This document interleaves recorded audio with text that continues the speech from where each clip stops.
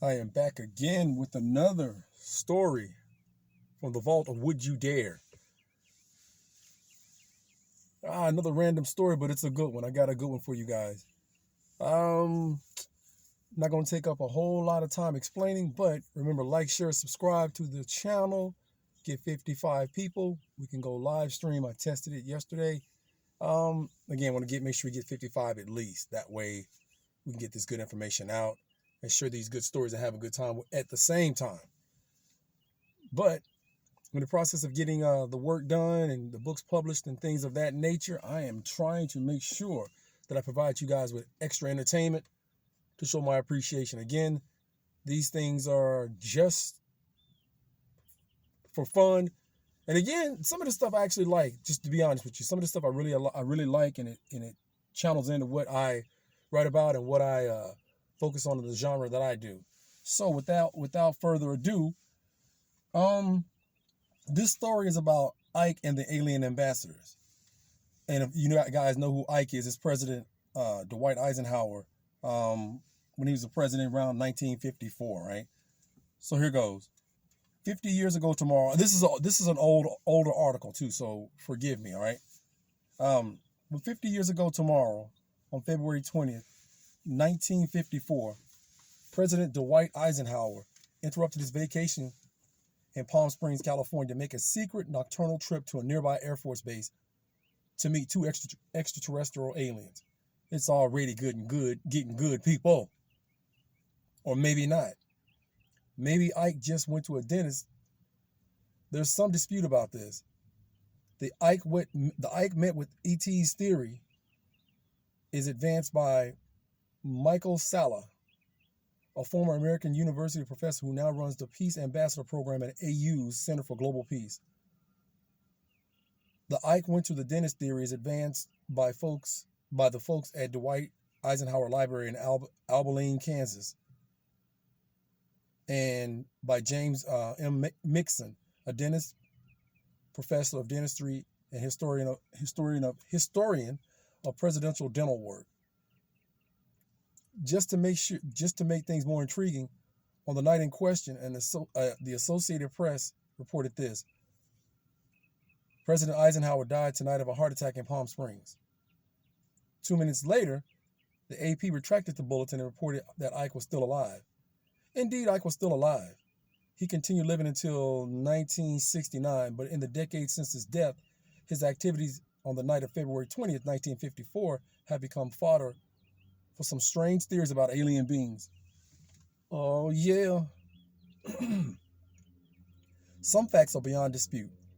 Eisenhower was on a golf vacation in Palm Springs on February 20th, 1954. After dinner that night, he made an unscheduled departure from the Smoking Tree Ranch, where he was staying. The next morning, he attended a church service in Los Angeles. Also that morning, his spokesman announced to the press that Ike had visited a dentist the previous night because he chipped a tooth while eating a chicken wing at dinner. Who's cooking that bird? Salla, who was a PhD in government from the University of Queensland in his native Australia, doesn't believe it. He figures the dentist trip is just a cover story. He believes Ike went to Edwards Air Force Base, where he met with two ETs with white hair, pale blue eyes, and colorless lips. These aliens, nicknamed Nordics in UFO circles because they resemble Scandinavian humans, traveled to Edwards from another solar system in a flying saucer, and Salla says they spoke to Eisenhower. The government, gotta love it. There was telepathic communication, says Salla, 45, as he sits in his suburban Falls church living room. It is though you are hearing a person, but they're not speaking.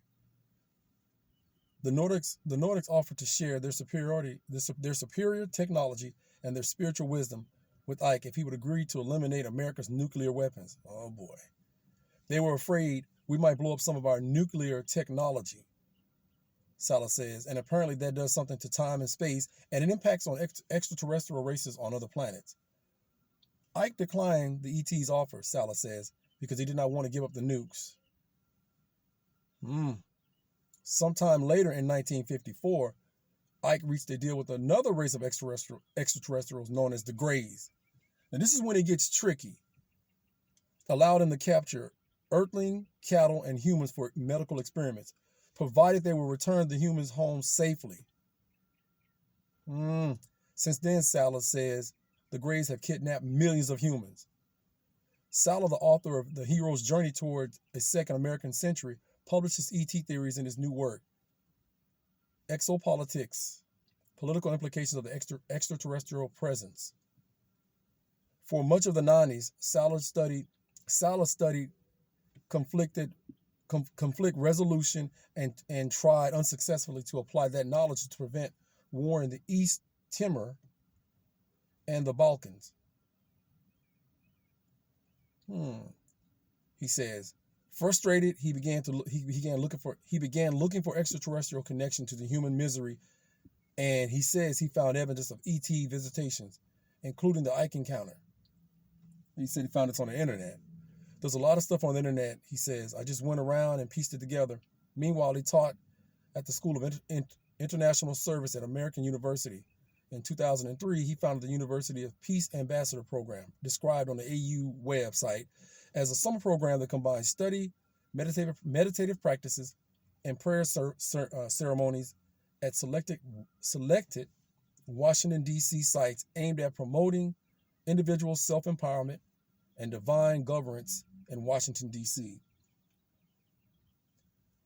Salas stresses that his ET research is not connected with his work at AU's Center for Global Peace. The folks at the Center for Global Peace are also quite eager to stress that fact. The research that Michael Salla is doing is not research that he is conducting on behalf of the Center in collaboration with the Center, says Betty Sitka, Associated Director of the Center for Global Peace. This is his own personal research, y'all. Like that, they distancing themselves. Meanwhile, the question remains, did Ike really meet with ETs 50 years ago? Not to our knowledge. Jim Layer-Zapps, an archivist at the Eisenhower Library. That's what he says. There's nothing in the archives that indicates that. He has heard this theory before. We've had so many questions and requests on that subject that we have a person who specializes in this. That person is archivist Herb Pankratz. He specializes in transportation, Layer-Zapps says. And we decided to add UFOs to that. He does trains, planes, and automobiles, and flying saucers. The library fielded dozens of questions about the alleged Ike ET meeting in the late 80s and early 90s when several UFO books advanced the theory, Pankratz says.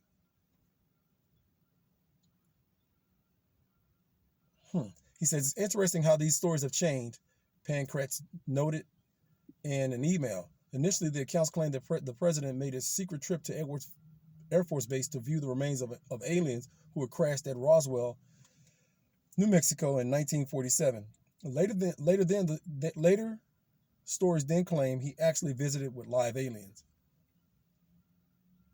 He believes the dentist story and cites that James Mixon, the dental historian for the professor of Missouri, Kansas City of Dentistry, Mixon's article, A History of Dwight Eisenhower's Oral Health. Published in November 1995, the issue of the Bulletin of the History of Dentistry is definitive work on Ike's teeth.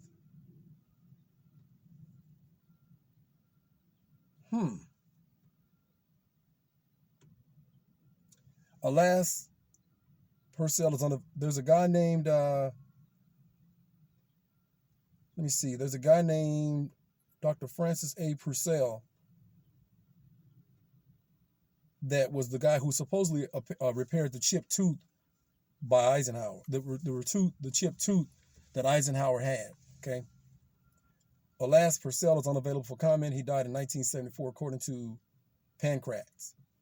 The lack of a dental record from Purcell's office, Mixon wrote, has helped fuel the belief of this UFO encounter.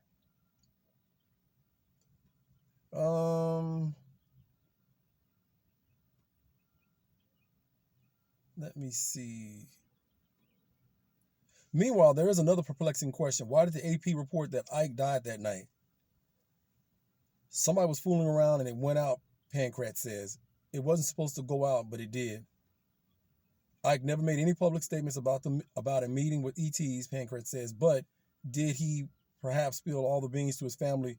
Ike's son, S.D. Eisenhower, is a retired brigadier general, brigadier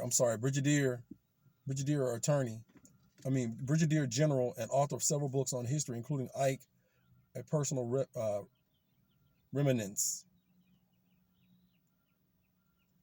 Asked via email if his father ever mentioned meeting with the aliens, Eisenhower responded with a short but emphatic reply, no. He declined to comment further.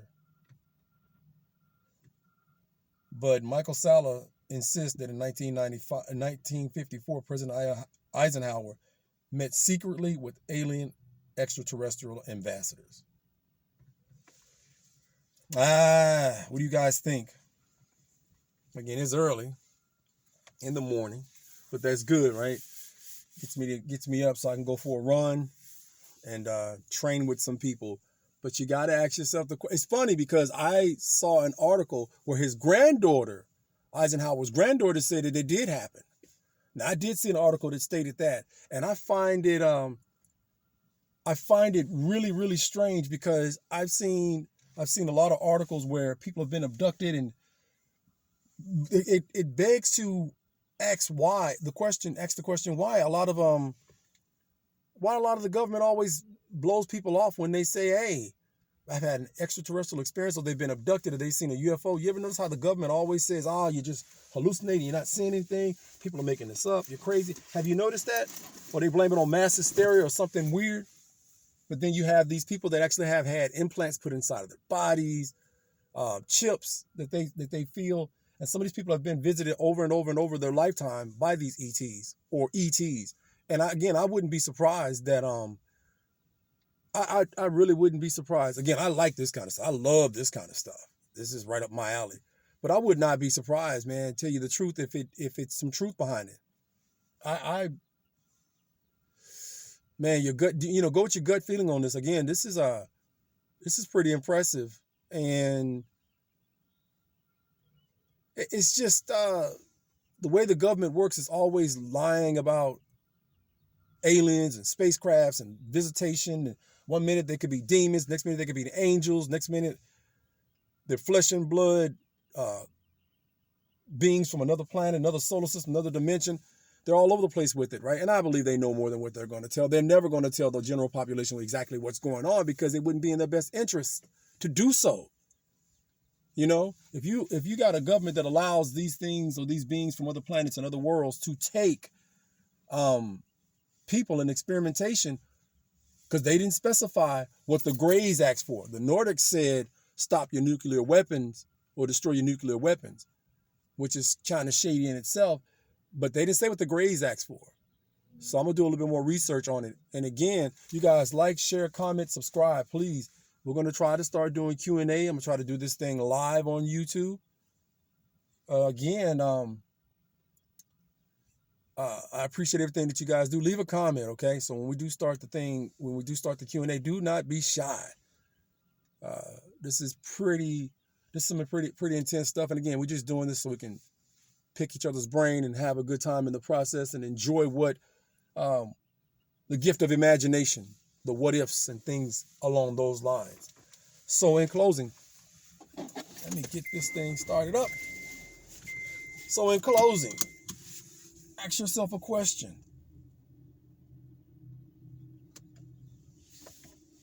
Don't ask yourself a question. My apologies. So in closing,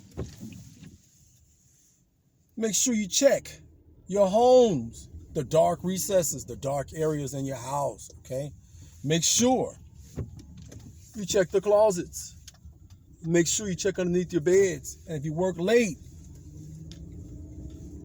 at night and early into the morning, make sure you check under your car.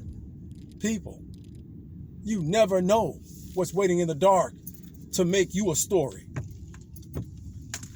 And with that being said, this concludes our journey into the vault of Would You Dare? You guys fill in the rest.